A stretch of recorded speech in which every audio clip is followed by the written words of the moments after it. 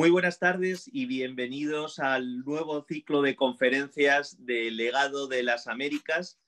Hoy con un invitado especial, el expresidente de Bolivia, don Carlos Diego Mesa, a quien se une tras las conferencias que hemos celebrado con el expresidente de la República de Panamá, Ardito, y el expresidente del Uruguay, Luis Alberto Lacalle. Todos ellos son miembros de Misión Presidencial Latinoamericana y que también han prestado su tiempo y sus conocimientos para unirse al Legado de las Américas, que como todos los que están participando de esta conferencia en vivo conocen, que lleva a escasos meses uniendo a todos los países de nuestra América con un único objetivo, que es dar legado, profundizar en las democracias de nuestros países y sobre todo profundizar en el debate y en el conocimiento.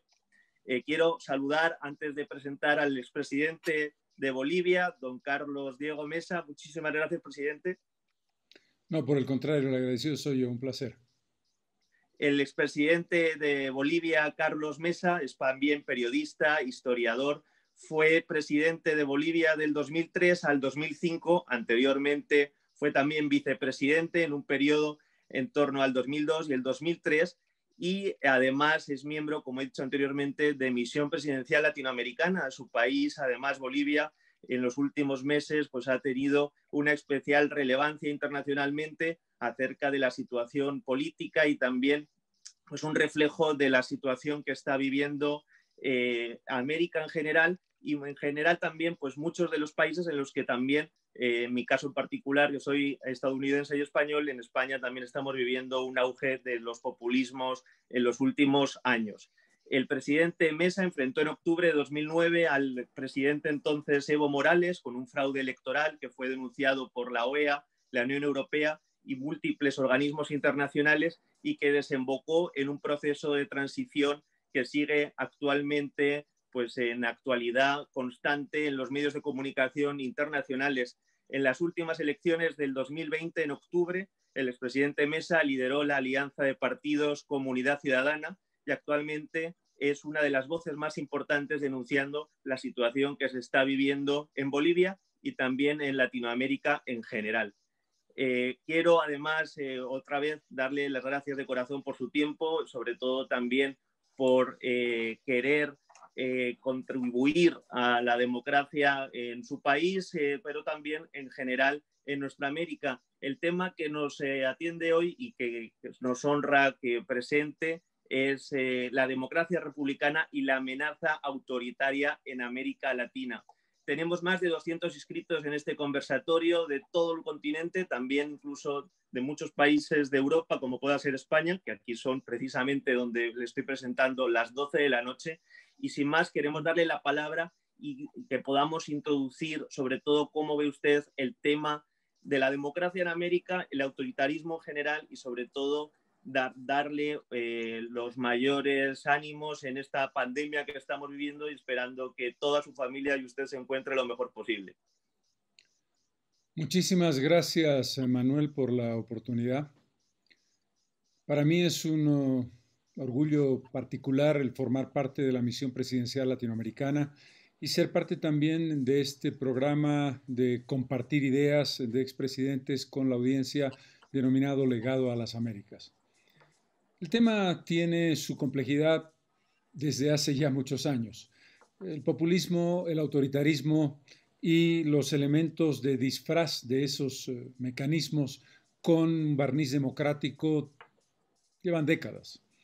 Pero probablemente el punto de partida de esta visión tiene que ver con el comienzo del siglo XXI, con lo que fue una ola muy importante del llamado socialismo del siglo XXI o bolivarianismo, con dos figuras relevantes, Hugo Chávez por una parte y Lula da Silva por la otra, que lideraron un proceso que parecía inclinar el péndulo latinoamericano de manera muy clara hacia el populismo, hacia el autoritarismo y hacia una línea de establecer algunos criterios que no son precisamente aquellos que tiene uno que defender en el contexto de los valores democráticos esenciales. El problema que enfrentamos ahora menos porque la diferencia es muy clara, es el elemento de la legitimidad de origen. La legitimidad de origen es un factor fundamental para el fortalecimiento de lo que fueron estas corrientes populistas que crecieron en América Latina y particularmente en América del Sur, gracias a una coyuntura económica bonancible que permitió que se pudiera distribuir de alguna manera, para decirlo de manera metafórica, igualitaria, recursos que llegaban no por los méritos de los gobiernos que se llevaron adelante en esos momentos, Venezuela, Argentina, Ecuador, Brasil, algunos países de Centroamérica y el Caribe, sino porque los precios internacionales de las materias primas fueron extraordinariamente favorables. Y eso generó una sensación, una falsa sensación de que había bonanza, crecimiento, lucha exitosa contra la pobreza, incremento de la clase media y por lo tanto una transformación estructural de América Latina. Cuando esa ola pasó, la ola de bonanza económica a la que hago referencia, volvimos al punto de la realidad. Y el punto de la realidad tiene que ver con la fragilidad de los elementos que componen esta imagen totalmente falsa. La fragilidad de una clase media que vuelve a caer y que entra en el umbral de la pobreza, la fragilidad de una distribución de recursos irresponsable que no fue administrada adecuadamente y que no multiplicó la riqueza ni generó una transformación del modelo productivo y del modelo de consumo, la fragilidad de te voy a dar bonanza a cambio de pedazos cada vez más grandes de tu libertad. Esto se concretó de manera muy específica en Venezuela, que pasó claramente a ser una dictadura, es lo que es hoy. Cuba, que fue parte del alimento de esas ideas de transformación, entre comillas, y de revolución, una palabra terriblemente devaluada y envilecida precisamente en Cuba de manera muy significativa. Nicaragua como un aspecto o como un país que entró también en esa línea de comportamiento y en esa línea de acción, generaron el revelar la realidad, el mostrarnos realmente de lo que estamos hablando. Y aquí yo quiero entrar en un aspecto fundamental, que es la definición de los valores que hoy defendemos con más ahínco que nunca. El criterio de la democracia entendida como la representación de valores y de poderes que tienen que ser equilibrados y que tienen que ser balanceados. El republicanismo no es simplemente una concepción de carácter ideológico que pueda anclarse en la izquierda, en el centro o en la derecha. El republicanismo es la construcción de un concepto, el concepto de la aplicación de un modo de funcionamiento del Estado a partir de la separación y la coordinación de poderes.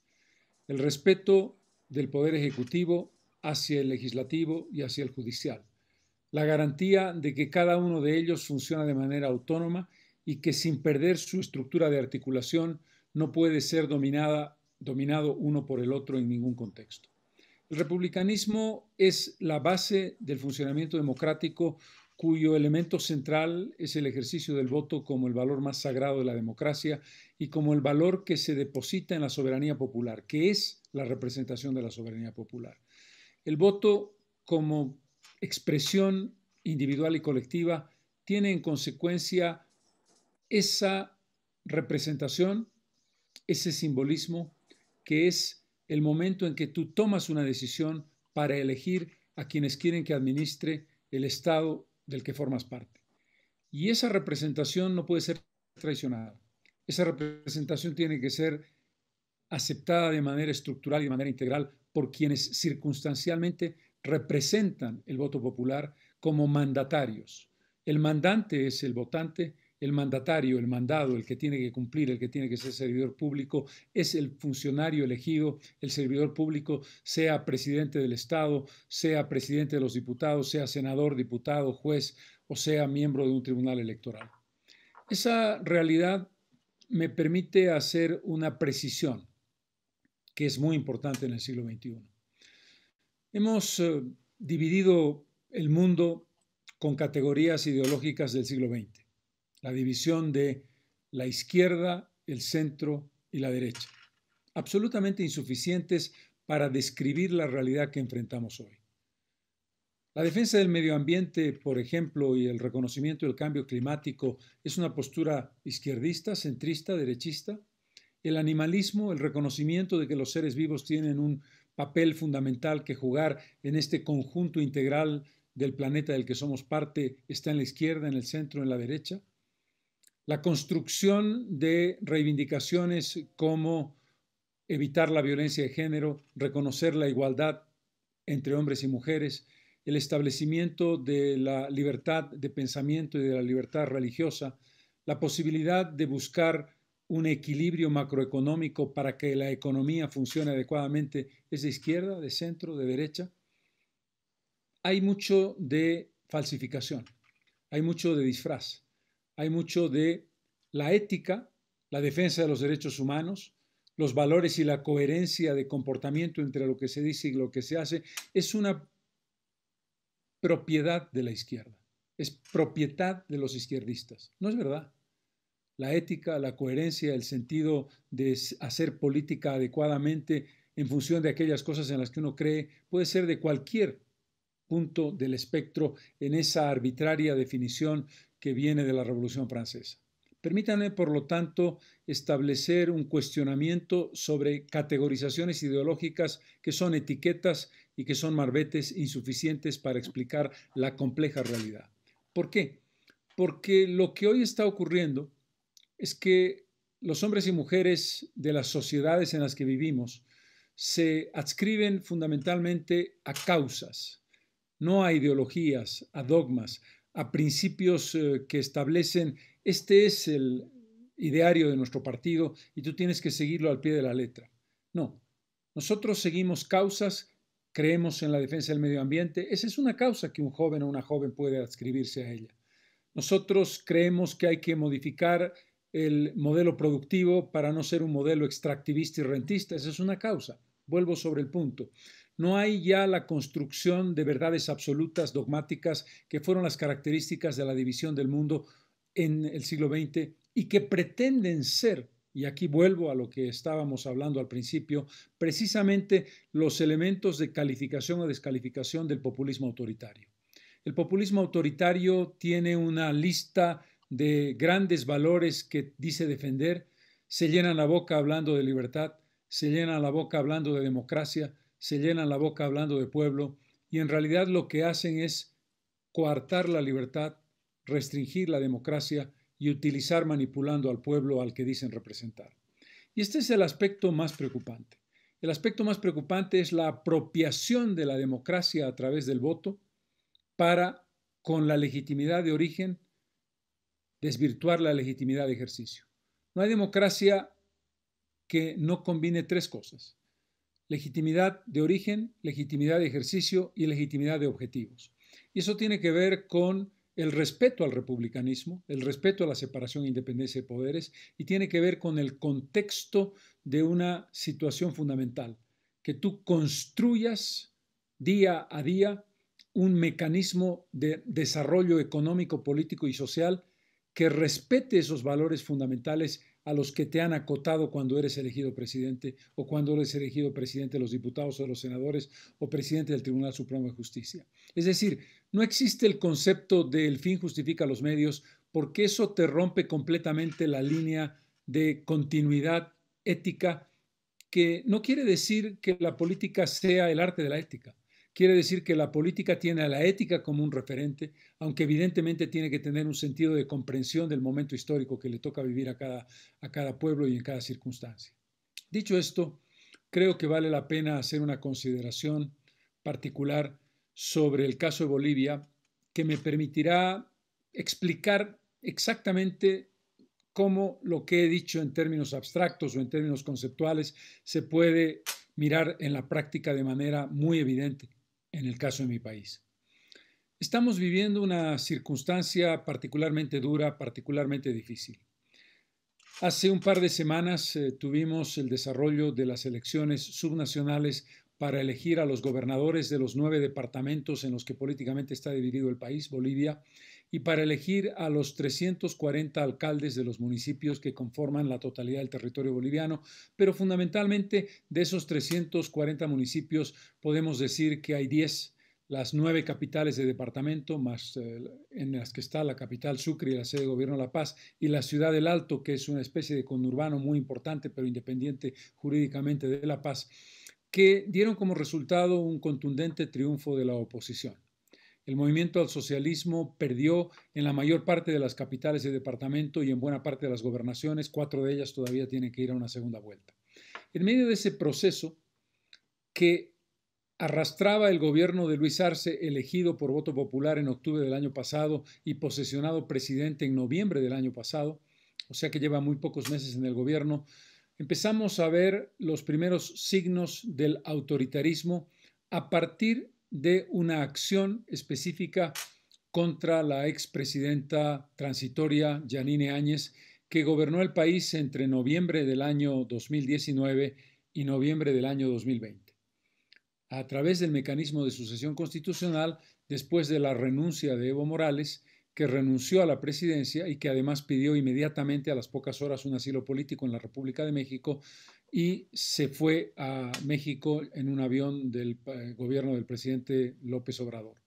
Ese vacío de poder generó una grave crisis política que se definió a través de un mecanismo de sucesión constitucional que no voy a detallar ahora porque no viene a cuento, pero que es parte de una gran polémica, de un gran debate nacional e internacional. En Bolivia la pregunta es, ¿hubo golpe de Estado en contra de Evo Morales o hubo un gigantesco fraude protagonizado por Evo Morales? Como Manuel mencionó en la introducción, fuimos víctimas y yo como candidato que obtuve casi el 40% de los votos que se me, digamos, escamotearon por la vía del fraude. No pude ir a una segunda vuelta, las elecciones fueron anuladas porque en efecto un informe de más de 90 páginas y 7 anexos de la OEA demostró irregularidades tales que no había otra opción que anular las elecciones por el gigantesco fraude que había hecho Morales. La resistencia democrática a ese fraude, para evitar que se consumara, llevó finalmente a la renuncia del expresidente y llevó a la sucesión constitucional. El gobierno de Luis Arce ha construido la ficción, esa realidad paralela de que hubo un golpe de Estado y que la señora Áñez protagonizó un golpe de Estado. Y de manera arbitraria, sin ningún tipo de convocatoria a declarar ni una tipificación de lo que se la estaba acusando. Ella vivía, ahora está presa en la ciudad de La Paz, vivía en el departamento del Beni, en la ciudad de Trinidad, la capital del departamento del Beni. Fue hecha prisionera, fue detenida después de una acción de allanamiento violento de su casa y allanamientos de varias casas para buscar dónde se encontraba, sin orden de juez, vulnerándole los derechos fundamentales.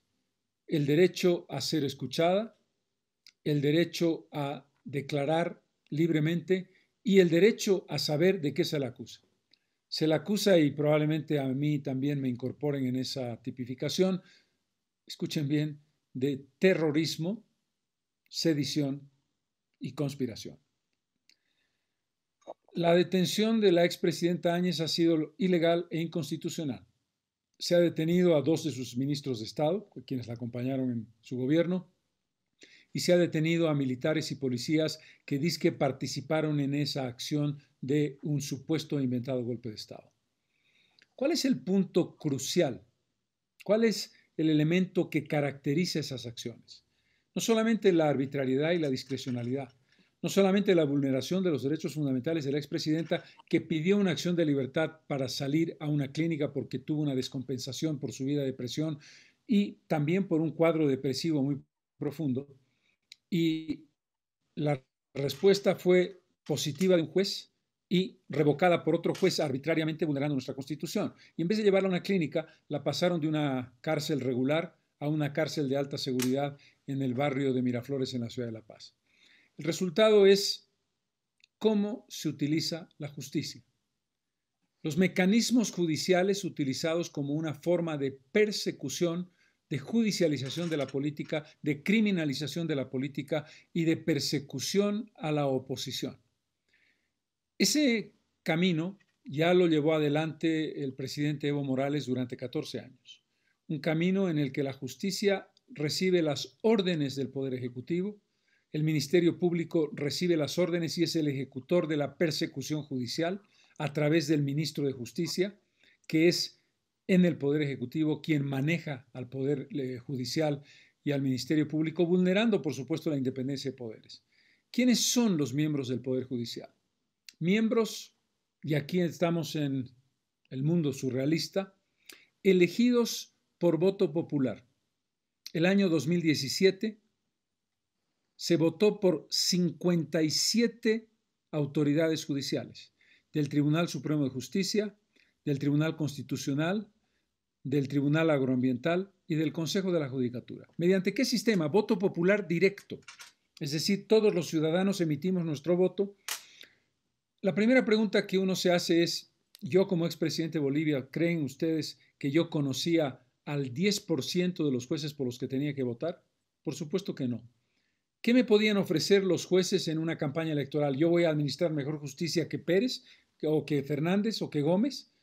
¿Mi plan de acción es este? Es decir, ni existió esa posibilidad ni se llevó a cabo. Y por supuesto el 95% de los ciudadanos no sabían quiénes eran esos candidatos. ¿Cómo fueron seleccionados? A través de una presentación de currículums en la Asamblea Legislativa Plurinacional. Dirán, es un mecanismo de selección muy interesante. Pequeño gran detalle. El movimiento al socialismo controlaba 2/3 de la Asamblea Legislativa. Segundo, la preselección la hace la Asamblea Legislativa. Esa preselección, por voto de 2/3, la hizo, por supuesto, el movimiento al socialismo. ¿Cuál fue el resultado? Una combinación letal. Y no es que la justicia boliviana haya tenido una trayectoria histórica extraordinariamente admirable, no, hay que reconocer que ha tenido dificultades, como casi todas, o deficiencias y corrupción, como casi todos los países de América Latina, que enfrentamos el gran desafío de una justicia que no funciona adecuadamente, salvo excepciones. Consiguió el MAS 3 características: jueces militantes de partido, jueces corruptos y venales, y jueces, y este es el tercer elemento más novedoso, carentes de la idoneidad, la capacidad profesional, el dominio del derecho mínimo para llevar adelante su trabajo desde el punto de vista profesional. ¿Cuál fue el resultado de la votación del 2017? El resultado de la votación fue, quiero subrayarlo, del 100% de los votos, el 60% fueron nulos y blancos, 40% de votos nulos, 20% de votos blancos. No conozco una elección popular en un país democrático que tenga mayor número de nulos y blancos que de votos válidos. Del 40% de votos válidos, los ganadores obtuvieron 4, 5, 8, 10, 12% de los votos. ¿Por qué estoy detallando esta pantomima? Porque quiero revelar los mecanismos tramposos. Si ustedes escucharan en seco, Bolivia tiene una elección directa de jueces, primero dirían, no hay ningún país que lo tenga por las razones obvias de cómo podemos conocer a esos jueces. Eso no corresponde. Corresponde encontrar a los mejores escogidos en un sector de profesionales especializados. Pero por lo menos te venden la idea de que eso es democracia, de que no hay un país del mundo más transparente para la justicia que un país que vota por voto directo por sus jueces. El resultado es, le dijimos no, el 60% de los votantes les dijimos no creemos en esos jueces. Desde el 2017 hasta hoy, todos, incluso el gobierno de Luis Arce, reconocen que el sistema judicial está podrido hasta los tuétanos. Y sin embargo, esos jueces y los fiscales del sistema del Ministerio Público son los que, comillas, administran justicia, bajo las órdenes del Poder Ejecutivo. Estos son elementos que pueden parecer de menor cuantía, pero son fundamentales para entender la complejidad del proceso. ¿Por qué hubo fraude el 2019 en Bolivia? Porque el Tribunal Supremo Electoral fue nombrado por los 2/3, votado por los 2/3 que controlaba el MAS. Votación en la Asamblea Legislativa Plurinacional, todos militantes del MAS. Y algo que tiene mayor ironía, en el caso de Bolivia, el órgano electoral es un órgano del Estado. Bolivia tiene 4 poderes: el ejecutivo, el legislativo, el judicial y el electoral. Tú dirías, con elección directa de jueces, y con el órgano electoral convertido en un órgano independiente del Estado, has garantizado la transparencia democrática. Y ahí tienes un tribunal constitucional que el año 2016 validó la burla que hizo Evo Morales de su referéndum, el referéndum en el que pidió ser posible, que se hiciera posible que él fuera candidato vitalicio. El pueblo le dijo no, y cuando el pueblo le dijo no, apeló al artículo 23 de la Convención Interamericana de Derechos Humanos para decir que se le estaba violando un derecho humano. Y el Tribunal Constitucional de Bolivia avaló esa decisión, burlándose del voto popular. Esa es la democracia falsa, la democracia que es un celofán dentro del cual no hay otra cosa que un corazón autoritario que está expresando de una manera clara lo que vivimos en muchos países de América Latina. La situación de Argentina, la que podría volver a vivir Ecuador, la que vive Venezuela, la que vive Nicaragua, la que podría volver a vivir Brasil. Estos son elementos que hay que tomar en consideración para establecer con claridad cuál es la diferencia entre un modelo democrático cuyos valores, insisto, no tienen color político, no tienen ideología, no están en un lado ni están en el otro, sino que representan lo esencial de lo que tenemos que llevar adelante. Ahora bien, un aspecto clave que tenemos que comprender en este contexto es el aspecto vinculado a cómo combates el autoritarismo. Y ahí quienes defendemos la democracia no hemos sido capaces de construir mecanismos de vinculación con la base de la sociedad. Es imprescindible conseguir dos objetivos. El primer objetivo es una relación real de interacción, de articulación, de representación objetiva entre tu partido, tu organización política y las bases de la sociedad que en general, con más éxito que nosotros, por razones que podemos criticar, pero que son objetivas, han sido más exitosamente cooptadas, tomadas, articuladas por el populismo autoritario a título de un mecanismo de discurso demagógico, pero que tiene una empatía muy grande con las bases populares. Hay que tomarlo en cuenta, porque aquí, en Bolivia o en Estados Unidos o en Europa, eso está funcionando así. Está funcionando un discurso mentiroso con estas falacias de democracias que tienen una gran retórica de libertades que no existe en realidad. Pero no hemos sido capaces de responder adecuadamente. Segundo punto, hay una crisis estructural, salvo contadas excepciones, del sistema de partidos. Y lo que está pasando es que la desaparición de los viejos partidos históricos, que pueden haber tenido muchos defectos, no ha sido sustituida por partidos renovados con discursos nuevos, horizontales, en redes, que sean capaces de responder adecuadamente a los desafíos.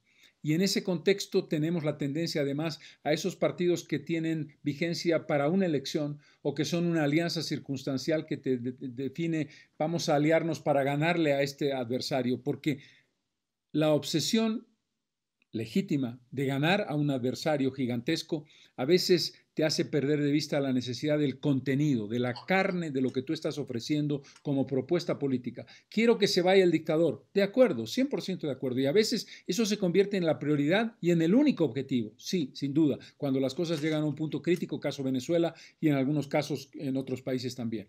Pero a veces nos olvidamos del otro elemento. Y el punto más crítico, la necesidad de la unidad que no hemos logrado conseguir. Nosotros logramos ese éxito el año 2019 y por eso derrotamos a Morales y se nos robó la elección.